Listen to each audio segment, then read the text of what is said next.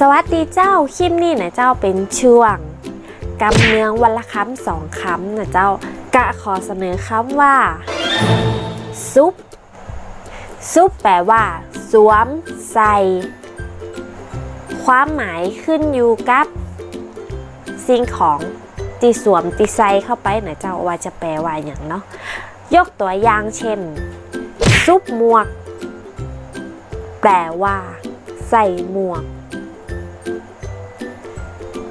ซุปเกิบ